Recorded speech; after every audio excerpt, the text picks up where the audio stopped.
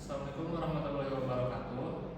Kami dari kelompok 7 Hukum Dagang akan mempresentasikan hasil observasi kami mengenai analisis hukum dan operasional Bank BTN sebagai bank usaha milik negara atau BUMN. Perkenalkan, dari kelompok kami yang pertama, Saya adalah Indra Dirawan dengan NIM 250801697. Saya Budi Dadar Prasetyo, NIM 258107001.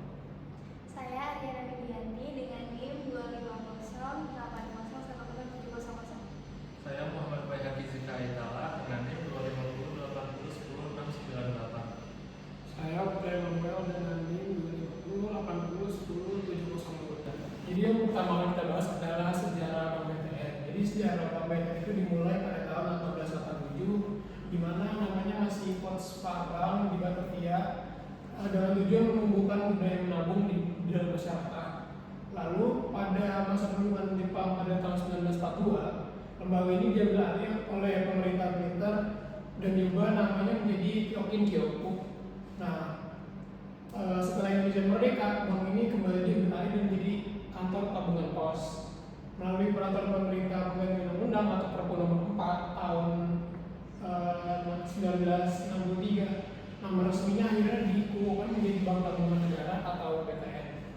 Nah, pada tahun 1974, Bank BTN secara khusus ditunjuk oleh pemerintah sebagai wadah pembiayaan proyek perumahan rakyat atau KPR pertama yang direalisasikan tahun 1976.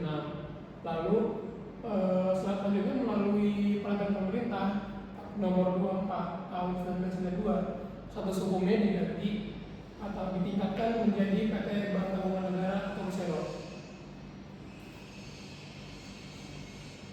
Nah, dasar hukum dan sumber izin usaha Bank BTN. Dasar yang pertama adalah dasar regulasi perbankan. Nah, secara fundamental operasional perbankan BTN tunduk pada Undang-Undang Nomor 10 Tahun 1998 yang mengatur fungsi, definisi, dan ragam produk bank umum. Lalu yang kedua ada izin usaha bank, devisa. Bank BTN itu memperoleh izin resmi untuk beroperasi sebagai bank devisa itu berdasarkan surat keputusan Direksi Bank Indonesia nomor 27 nomor 55 pada tanggal 23 September 1994. Lalu untuk izin operasional unit syariah yang direalisasikan tahun 2004 itu untuk memperluas pangsa pasarnya. Nah, BTN ini mengantongi izin dari Bank Indonesia pada surat nomor 6 nomor 1350 pada tanggal 15 Desember 2004 untuk menjalankan kegiatan perbankan berdasarkan prinsip syariah. Lalu ada peralihan wewenang dari BI Bank Indonesia ke OJK, Otoritas Jasa Keuangan. Nah, dulu itu perizinan dan pengawasan bank berpusat pada Bank Indonesia. Namun pada saat ini proses izin produk dan pengawasan operasional berada di bawah yurisdiksi Otoritas Jasa Keuangan atau OJK. Selanjutnya, fungsi OJK dan lembaga penjamin simpanan. Yang pertama, pengawasan mutlak oleh OJK. Peran OJK sangat krusial, jadi tidak hanya berhenti di tahap perizinan pendirian, tapi semua produk yang dikeluarkan oleh bank, termasuk rincian seperti pengenaan biaya administrasi, wajib mendapatkan persetujuan atau approval langsung dari OJK. Yang kedua, perlindungan dana oleh LPS. Dana nasabah tidak hanya disimpan, tetapi dilindungi secara hukum oleh lembaga penjamin simpanan atau LPS, yakni badan negara yang ditugaskan mengamankan simpanan masyarakat di bank. Selanjutnya, limit jaminan dan syarat suku bunga. LPS akan menjamin dana nasabah hingga maksimal 2 miliar rupiah, namun ada syarat ketat, yaitu perlindungan ini hanya berlaku jika bank memberikan bunga simpanan yang tidak melebihi acuan suku bunga yang ditetapkan pemerintah. Jika bank memberikan bunga lebih tinggi dari acuan, dana nasabah gugur dari perlindungan jika sewaktu-waktu bank tersebut habis. Selanjutnya, konsekuensi hukum pelanggaran operasional bank. Yang pertama, pencabutan izin secara sepihak. Apabila pihak bank berani menjalankan kegiatan bisnis yang melenceng atau berada di luar batas izin usahanya,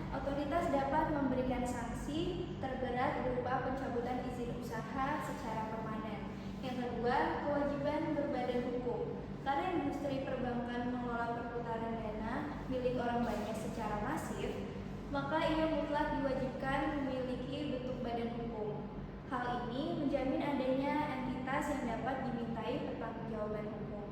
Yang ketiga, sanksi pidana. Jika ada oknum di dalam bank yang menggunakan fasilitas atau identitas badan usaha untuk melakukan tindak pidana atau kejahatan, maka ancaman kurungan penjara akan dijatuhkan kepada oknum tersebut. Dan yang terakhir, sanksi perdata, yaitu ganti rugi.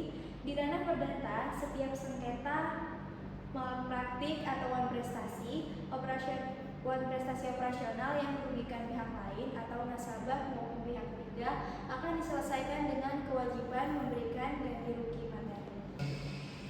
Selanjutnya ada standar regulasi operasional dan kualitas pelayanan Bank BTN. Yang pertama adalah SOP pelayanan sebagai garis depan, yaitu regulasi tidak hanya soal bank, tetapi juga diatur ketat dalam garis depan.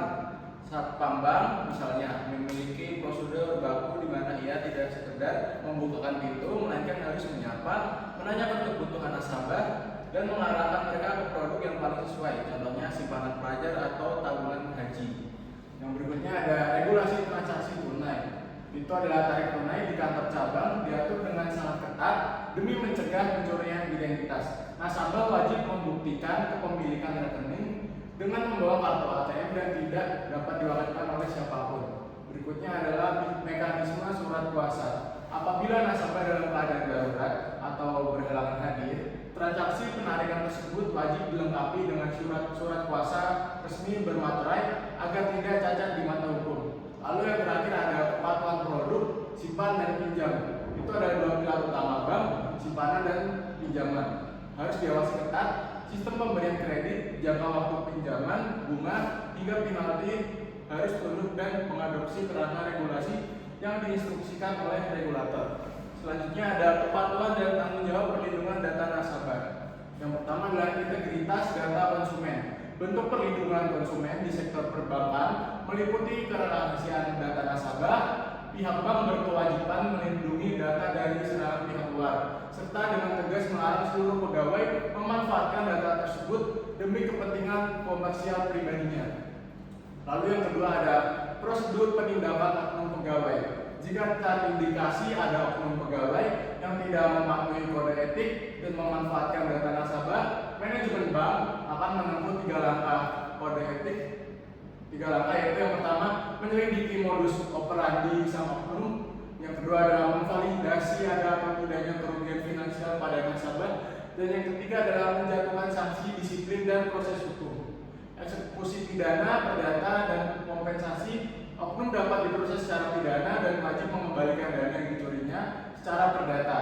Sebagai bentuk tanggung jawab hukum, bank akan memberikan kompensasi penuh pada nasabah dengan mengembalikan seluruh dana yang digelapkan secara sesimpel dan sesegera mungkin.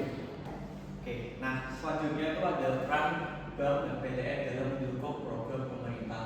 Yang pertama kemitraan dengan kementerian sebagai badan usaha milik negara BUMN dengan bisnis meeting di bidang itu diperbankan simpan pinjam. Bank BTN berkolaborasi secara nyata dengan Kementerian Perumahan dan Kawasan Pemukiman Kementerian PKP.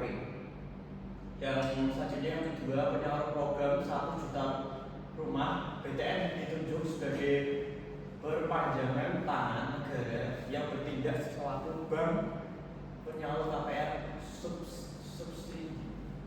Yang terakhir ketiga, pemberdayaan masyarakat bawah. Mandat utama subsidi KPR ini adalah sebagai wujud keadilan sosial, memastikan agar masyarakat berpenghasilan rendah MBR yang kesulitan menjangkau harga properti komersial tetap bisa mendapatkan akses rumah yang layak dan murah berkat intervensi bantuan pemerintah. Oke, selanjutnya ada transformasi menuju era digitalisasi perbankan.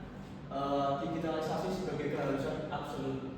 Perayaan gaya hidup masyarakat itu terutama generasi Z yang menganggap transaksi langsung ke bank itu sebagai aktivitas kuno, dan itu merepotkan memaksa digitalisasi berubah dari sekedar opsi menjadi sebuah keniscayaan survival.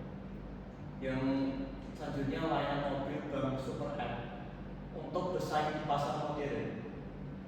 Bank BTN telah merespon dengan muncul APK baru by BTN. Adaptasi ini sama seperti munculnya aplikasi perbankan besar lain seperti Line Mandiri atau BRMO BRI. Yang terakhir, inovasi buka rekening online. Fitur-fitur transaksi konvensional seperti transfer bank dan beli token listrik ini diringkas di ponsel. Lebih jauh lagi, fitur buka rekening online diluncurkan untuk memfasilitasi kebutuhan pembukaan rekening di dalam instan di mana saja tanpa perlu nasabah hadir secara fisik ke kantor bank. Selanjutnya ada banyak sekali resiko yang dialami oleh Bank BTN. Namun resiko yang paling banyak dialami yaitu mengenai uang prestasi dan penyelesaian kredit macet. Di sini dalam peminjaman di bank itu ada sebuah asas, yaitu asas kekuatan perjanjian, di mana semua interaksi pinjam meminjam dikunci dan sah secara hukum melalui perjanjian kredit. Dokumen ini mengikat para pihak dan menegaskan segala hak, kewajiban, serta konsekuensi jika terjadi pelanggaran atau gagal bayar, atau di sini sering disebut dengan uang prestasi. Kemudian ada sistem peringatan bertahap, yaitu jika nasabah atau debitur menunggak hingga 3 bulan, pihak bank berhak memanggil mereka dengan merilis surat peringatan atau SP, yaitu ada SP yang pertama, kedua, dan ketiga sebagai langkah persuasif. Yang ketiga ada langkah eksekusi lelang atau agunan. Jika seluruh proses mediasi dan teguran tidak digubris hingga batas waktu 1 tahun, maka konsekuensi hukumnya berjalan, yaitu pihak bank akan menyita dan melakukan proses lelang atas jaminan untuk menutupi saldo pinjaman yang tersisa. Selanjutnya ini adalah dokumentasi yang dilakukan pada saat kami melaksanakan observasi di KCP Bank BTN UNES.